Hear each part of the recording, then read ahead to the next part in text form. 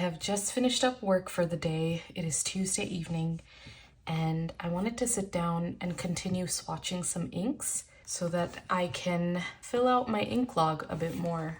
I have so many ink samples, and there's already a lot in here, but there's a lot more for me to get through and add to this log. And I spoke about my ink log in my previous upload if you're interested in my entire pen and ink logging system. I adore this book, by the way.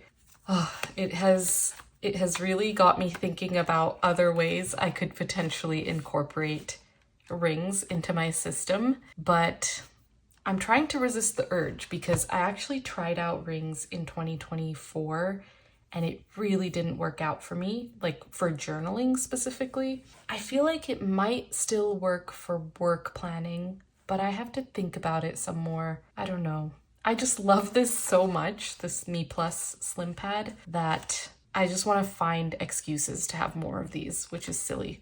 But loving this, I want to sit down this evening and swatch some more inks. And these are all inks that I don't think I have swatched on my channel yet, so hopefully they are new to you. I did also want to say, although it is only 5 p.m. here in LA, it's already pitch black outside, so I'm using different lighting right now. I had to turn on my overhead light. I hate using overhead lighting for my videos. I tend to always use like natural sunlight because I just find that it's easier on the eyes, but hopefully it doesn't bother you too much.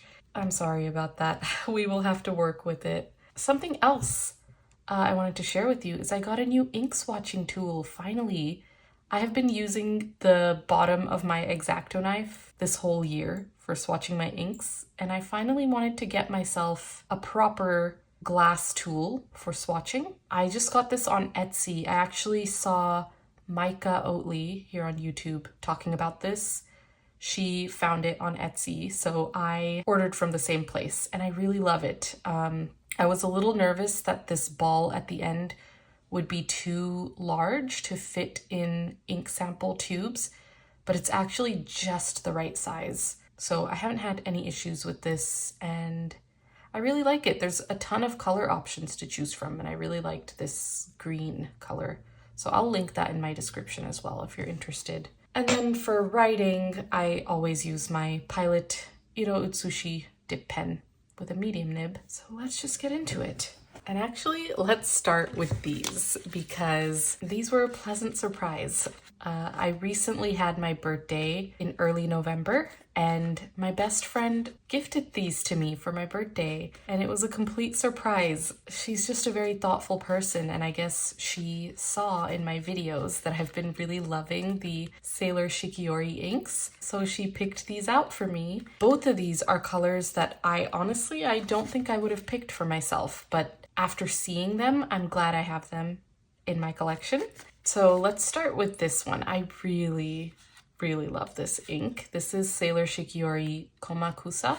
And the last time I swatched inks on my channel, I had gotten Dominant Industry Fisherman at Sea, which I can show you real quick.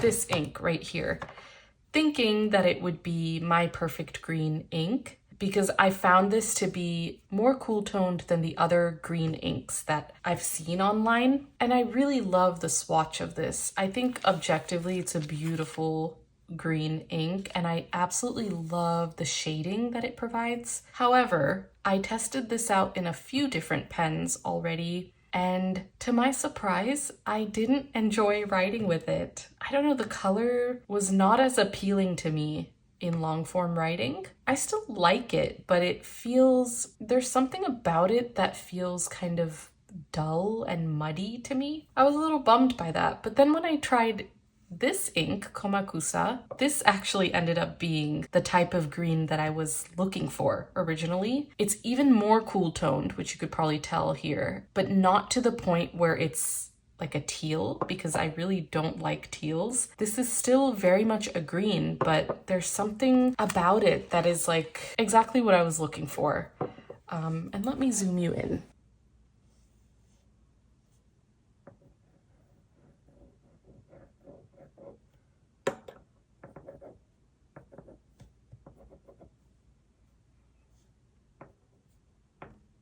it's just a beautiful emerald green. I don't know how, but it clearly has like a blue undertone to it, but it doesn't read as teal at all. And I really love this ink. I think in writing as well, it just looks beautiful. It doesn't have that like chroma shading quality that a lot of the Shikiori inks have. This is pretty much just a straight green, but it does have a lot of shading, which I really like. But yeah, I don't know, I'm starting to realize that when it comes to color inks, I actually tend to like when they are quite vibrant. Oh, and because these are blank sheets of paper, I have been putting my traveler's notebook plastic sheet underneath as kind of a guide for writing. So the name is Sailor Shikiori Komakusa. Origin is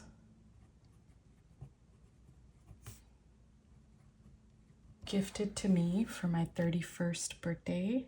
And then lastly, impression. And I have a very positive impression of this ink. I have tried it now in both my TWSBI Eco and my Pilot Kakuno, and it is just such a smooth ink to write with. It isn't dry, but it also isn't super wet. It flows pretty consistently. The shading is really nice. I haven't experienced any feathering or bleed through. It's just been an all-around solid ink to work with.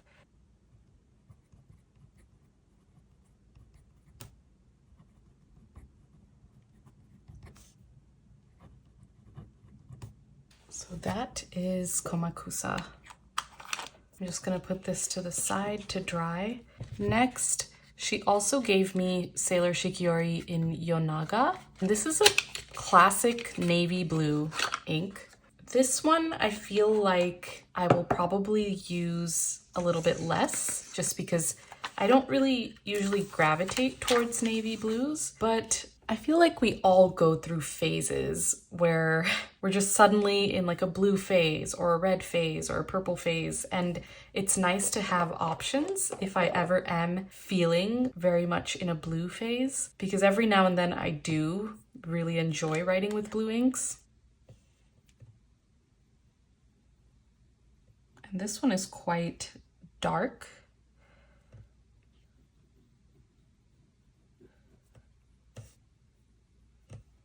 This is another one where there isn't any chroma shading that I can detect. It just seems like a solid navy blue ink. This is Sailor Shikiori Yonaga. Again, it's so nice to write with. It's so smooth, super consistent.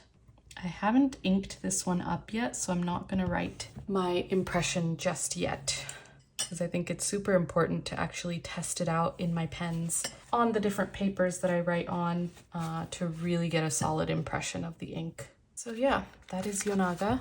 These next samples, these are all ones that were gifted to me by different people in the community, and I'm so thankful for that. It's just been so wonderful making connections in the stationery community, and like everyone is just so kind and giving and generous and, you know, just want you to experience the joy that they experienced. And I just love that about this space on the internet. So I'm super grateful to have all these beautiful samples to choose from. I absolutely love this one. This is Robert Oster Wind. It's beautiful. It's a dual shading ink. It's both blue and pink, mainly blue.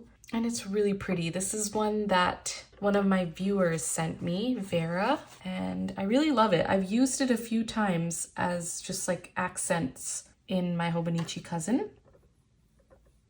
I will say, because I'm making such large swatches in here, do fear that I'm like using up a lot of the ink just by making the swatch. But I also feel like it's worth it because the swatches just look so nice and they immediately give me an impression of the ink. So I do find it helpful, but I just wonder if I'm like using up my samples really quickly by making these swatches. This is Robert Oster Wind.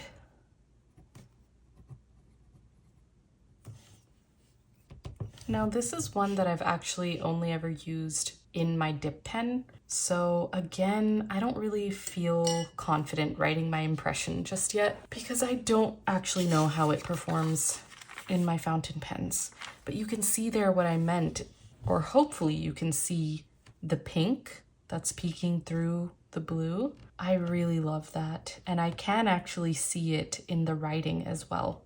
That might be harder to see on camera, but I just really love the dual shading nature of this ink. I just realized I already had, for my color families section, I had this running list of blue inks, just so that I'm able to like easily compare between my full collection and see what shade of blue I'm most interested in using. So I'm just gonna quickly add this Robert Oster Wind in here as well. Forgot to do that.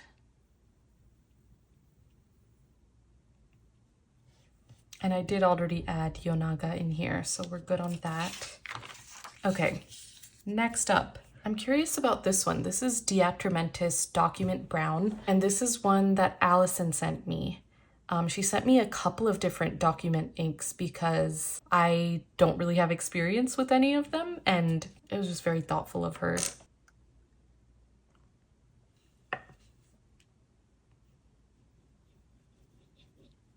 I like the red undertone here.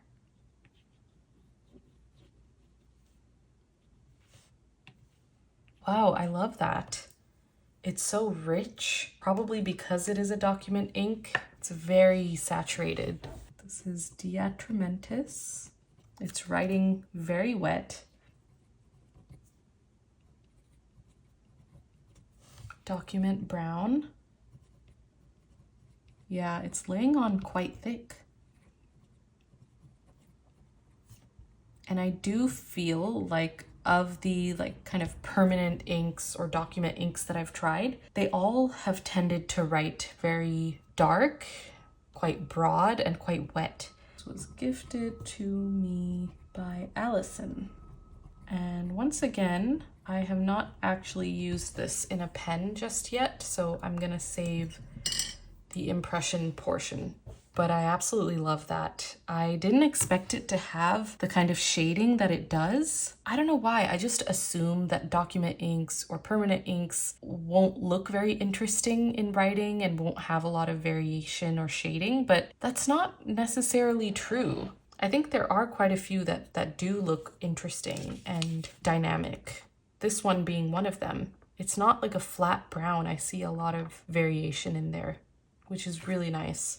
Okay, what shall we choose next? I am curious about the document black as well, because Alison did also send me this one. I've mentioned this before, but I'm kind of on the hunt for black inks. So far, I've only really tried like a Sailor ink from Amazon, and I really disliked it. And then most recently, I tried Kobe Nakayamate Black, which I really love. But I do find that the Kobe one is a little light sometimes, and it reads more like a gray a lot of the time, or like a charcoal. So I am looking for something that is still soft on the eyes and not super harsh and high contrast, but that is slightly darker than the Kobe one. So I'm curious what this document black looks like.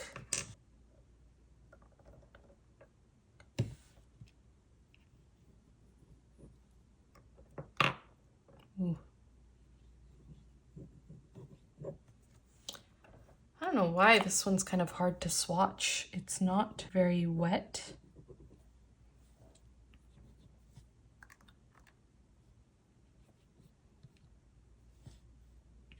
This ink, actually both of these feel very thick. They're not as watery as other inks I've tried. They definitely have more body to them, and they lay on very thick as well. But I can just even feel it in like the way it looks on my dip pen.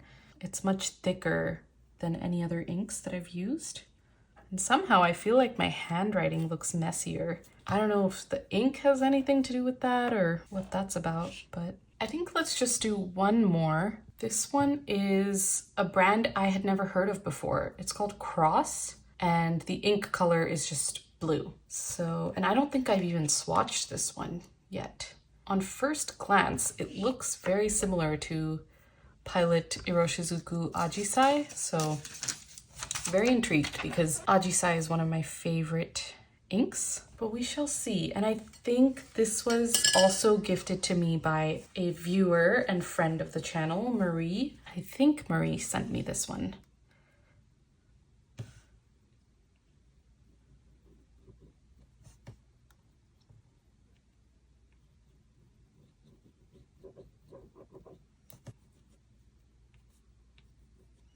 I think I was right. I think this looks a lot like Ajisai, which I can show you here.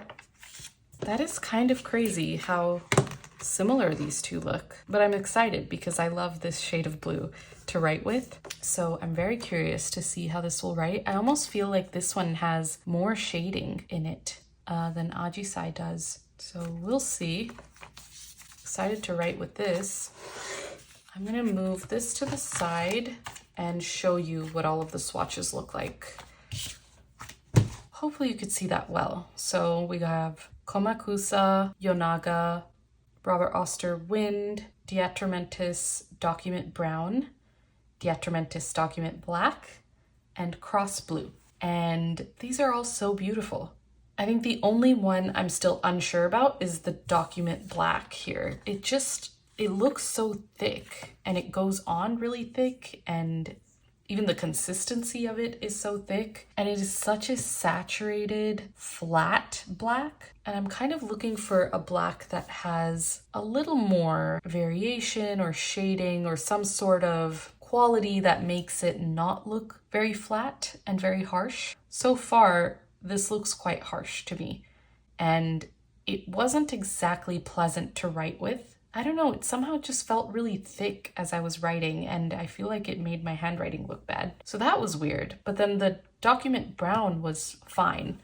It was very wet. It did go on quite intensely, I feel, but it wasn't unpleasant to write with. And I just think this swatch is so beautiful. And I love that even in this writing, I can see so much shading. So I'm always on the hunt for browns that are interesting like this and that have more of a reddish undertone. I really like that.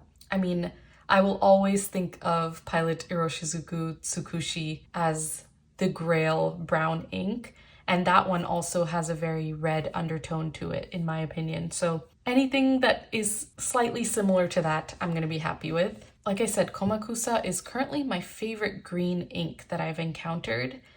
I just love the undertone of it. Robert Oster Wind, you can see here how gorgeous this blue is.